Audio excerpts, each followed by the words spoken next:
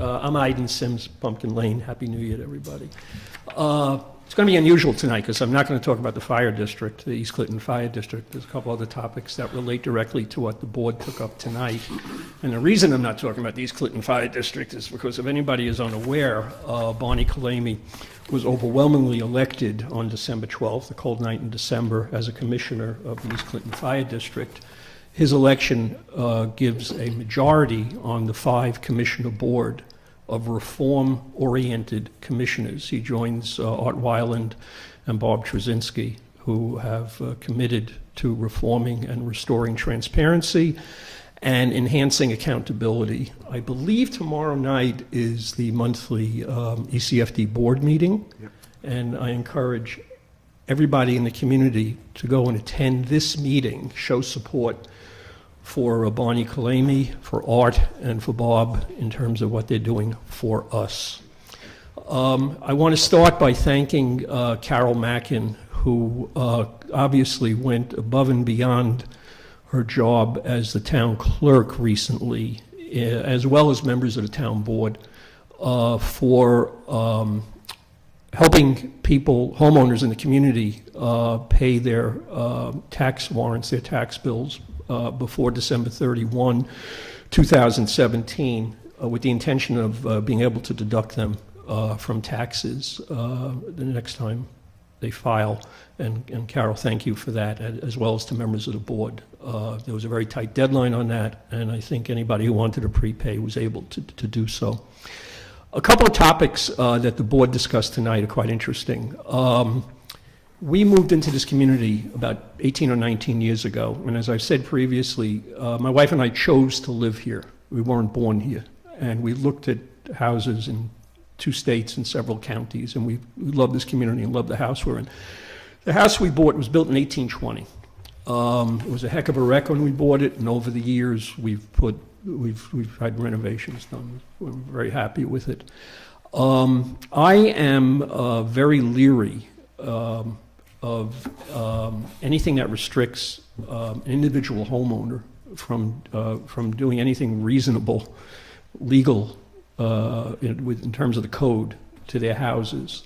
My wife Terry and I are members of the Clinton active members of the Clinton Historical Society. She's on the board, in fact, and we're very concerned about.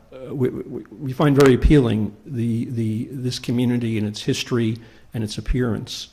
But there's an uncomfortable intersection that's quite obvious right now between the very worthy intention of maintaining the character and the qualities of this beautiful community and where that intersects with the rights of individual homeowners. And it also bumps into the question of the open real estate market. Would any restrictions or regulations enhance the value of homes? Would they diminish the value of homes?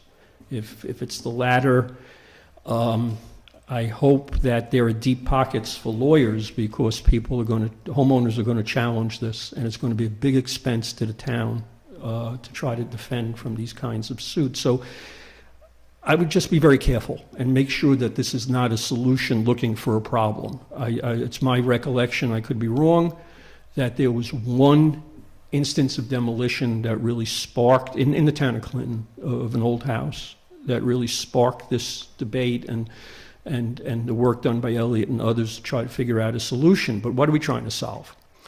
The next point is regarding the shoving down our throats by the DA, DA Grady, Dutchess County DA, of having the town prosecute violations.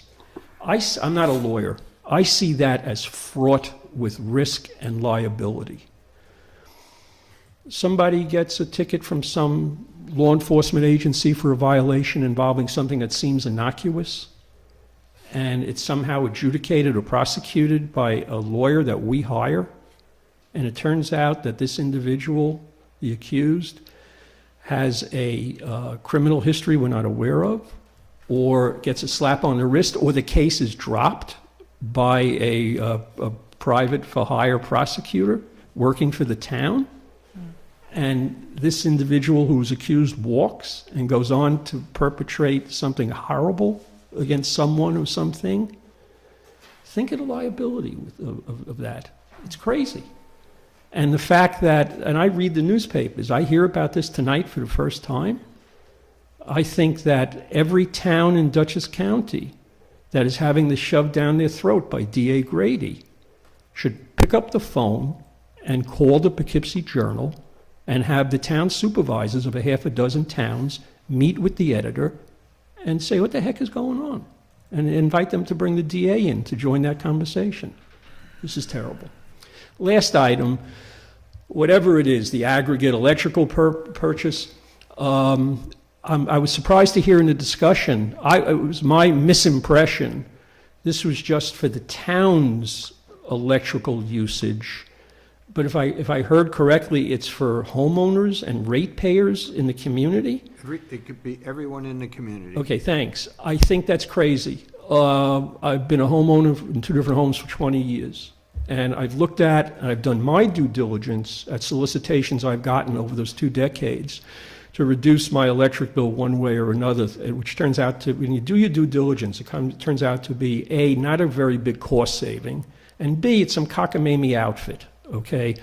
And I don't mean to put anybody on the spot, but it didn't strike my ear tonight that, with all due respect to everybody on the board, that anybody did any due diligence. The question could not be answered, is it for profit or is it not for profit? Anybody Google this outfit? Anybody talk to any of the other towns that signed up? No, you said it was for profit. Yeah. Okay, well, this is still fraught with risk. And that 10% savings, sounds somewhat elastic to me. And again, as an individual, as a homeowner, I've considered and rejected these ads as they've come up over the years. And what strikes me is that this outfit, whatever it is, or the next one, or if you create an RFP, it puts the town in the inappropriate position of doing their marketing. Okay, instead of them sending out, how many houses are there in the 1,300 homes in the town of Clinton? First class. About 1,800. I'm sorry, how many? About 1,800. Even better. Okay, so at 50 cents a mailing, that's about $1,000 to get a letter out. They're shoving the marketing cost and the marketing activity. They're putting it on your plate. What do you get for that? Let them do their own marketing and let individual homeowners decide if this is, because it also gives the implicit endorsement of the town. And a year from now, when all of a sudden the rates are going up, you're going to have people coming after you with pitchforks. What the heck is going on? Thank you and Happy New Year. Okay.